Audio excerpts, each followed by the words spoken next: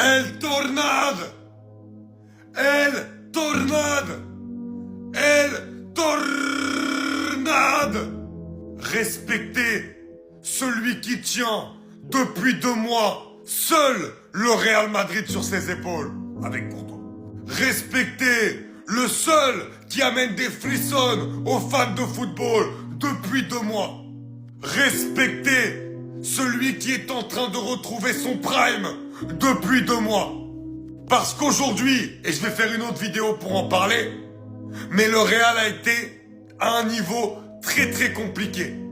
Et franchement, si on n'avait pas eu ce Benfica-là, une autre équipe, une autre adversité plus forte aurait sans doute gagné ce match. Et heureusement que cet homme-là existe. Heureusement que cet homme-là ramène son piment dans des matchs de Ligue des Champions. Parce que sans lui, il se passe rien. Rien. Celui qui va te créer l'occasion. Celui qui va te ramener un peu de sensation dans un match de football. Celui qui va te débloquer des situations. Celui qui va provoquer, qui va pas avoir peur du déchet, qui va prendre des risques. C'est encore et toujours Vinicius Junior. Sur le premier but, toute l'action, c'est lui qui l'amène. Sur le deuxième but, c'est lui qui la termine. Alors que le Benfica, en plus, était dans un bon moment pour pouvoir revenir. C'est la force des très grands joueurs. Sur une occasion, être capable d'enterrer l'adversaire et d'enterrer tous ses espoirs. Et c'est ce qu'a fait Vinicius Junior ce soir. Ave grande Vinicius, pour moi, l'homme de ces barrages côté Real Madrid. Il y a des gens qui résument le football à courir derrière un ballon. Mais quand tu regardes des soirées de Ligue des Champions comme ça, comment tu peux penser ça dans ta tête? C'est une dinguerie parce que là, il y a eu le PSG, il y a eu le Real, mais ce qui s'est passé entre l'Atalanta et Dortmund et surtout la Juve et Galatasaray, c'est ce genre de match qui te font aimer le football. T'es gamin, tu vois ce match-là, je suis fan de foot, c'est tout. T'as 3 buts à remonter parce que t'as perdu 5-2 au match aller, 5-2 à cause d'un rouge. Tu reprends rouge. C'est impossible de remonter, tu dois encore en mettre 2, gagner 3-0. Tu vas gagner 3-0, prolongation. T'as une occasion de fou furieux pour passer devant, Zegrova il te la bicrave. Résultat des courses, ça paye cash. Victor Osimhen, une occasion, 2 buts. C'est ça dont il a besoin, de une occasion pour mettre 2 buts. Il vient te marquer un petit pont. Galatasaray repasse devant, ils sont qualifiés, ils défendent, la Juve pousse. Contre-attaque Galatasaray 3-2, 7-5 sur la double confrontation. C'est une dinguerie.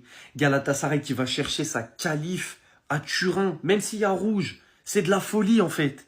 J'ai hésité. Est-ce que je vais faire mes vidéos sur le PSG et le Real parce que j'avais double écran? Est-ce que je vais les faire tout de suite ou est-ce que je regarde la prolongation? J'ai voulu regarder la prolongation, j'ai repoussé mes débriefs. Tellement bon choix, tellement bon choix.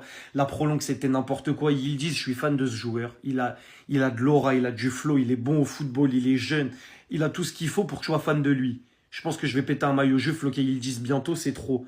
Mais le match, la prolongation, j'ai pas vu le match. J'ai vu que la prolongue, je vais pas vous mentir. J'étais en double écran Paris-Real. Mais ça m'a suffi. Ça m'a suffi, en fait, de suivre le score et la prolongue avec ce dénouement. Merci le foot. Merci le foot.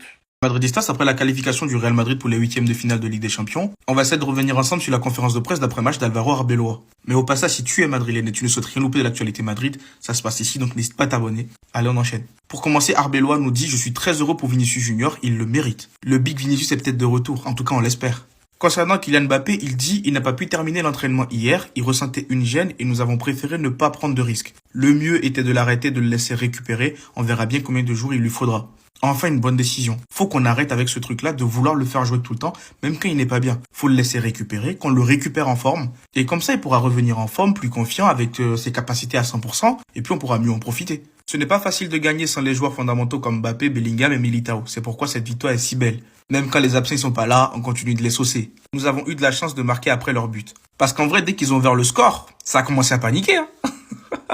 Mais en vrai, le match a été bien géré. Concernant Valverde, il dit « Je veux des buts et des passes décisives comme Ancelotti le souhaitait. Il est tellement important, un capitaine, un leader, il incarne ce que représente le Real Madrid. Je suis très fier de lui. » Alors oui, moi je vous le dis clairement, le Valverde actuel n'a rien à voir avec le Valverde d'il y a quelques mois. Donc oui, aujourd'hui Valverde, j'aime beaucoup ce qu'il propose. Je reste quand même persuadé que ce milieu de terrain, on peut vite voir leurs limites face à des équipes spécifiques. Mais en attendant, on prend ce qu'on a, on fait avec ce qu'on a, et puis on verra bien. Et pour terminer, on lui demande si Mbappé est blessé ou pas. Après, on lui demande si Mbappé est blessé ou pas et il dit « Je ne saurais dire s'il s'agit d'un simple gêne ou d'une blessure. Le mieux était de l'arrêter et de le laisser récupérer. Il ne peut pas jouer.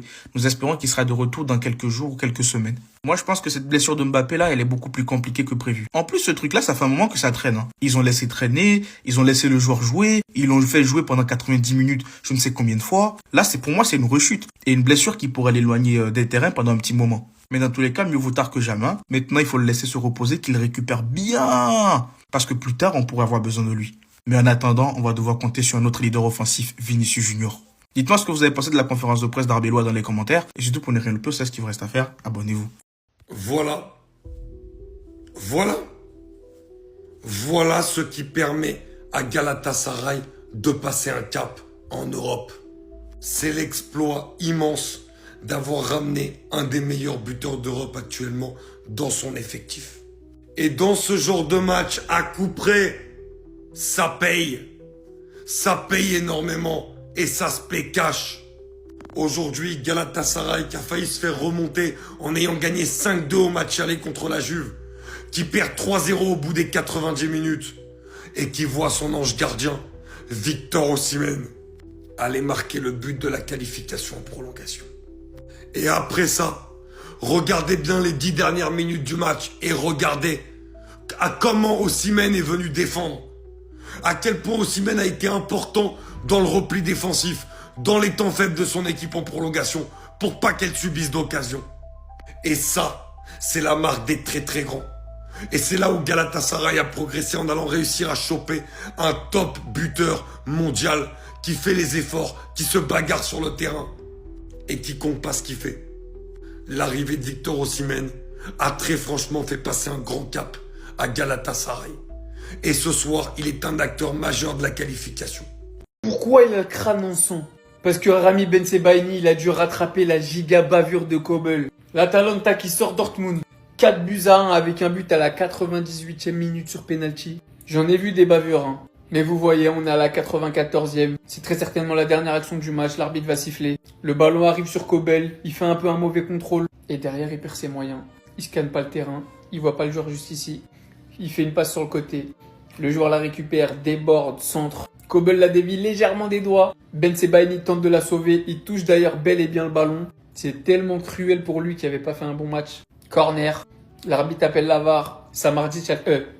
Kristovic a le crâne en sang. Penalty transformé. L'Atalanta est qualifié. Et c'est mérité en fait. Parce qu'au vu du match où ils ont dominé 3-0 et ils sont tout fait, ils ont tout donné pour aller chercher leur qualif. Guirassy malheureusement aujourd'hui, il n'était pas dans son jour. Mais c'est pas grave parce qu'Adeyemi est rentré. Il envoie un petit banger, un petit bijou, un enroulé. Voilà, qui vient caresser les filets. Et qui offrait des prolongations. 3-1. Donc score cumulé 3-3. Et Kobel a tout gâché. Penalty magnifiquement tiré en pleine ulu.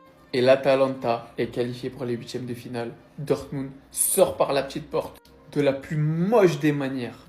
Force à Vince, hein. Sortir comme ça, j'ai hâte de voir son débrief.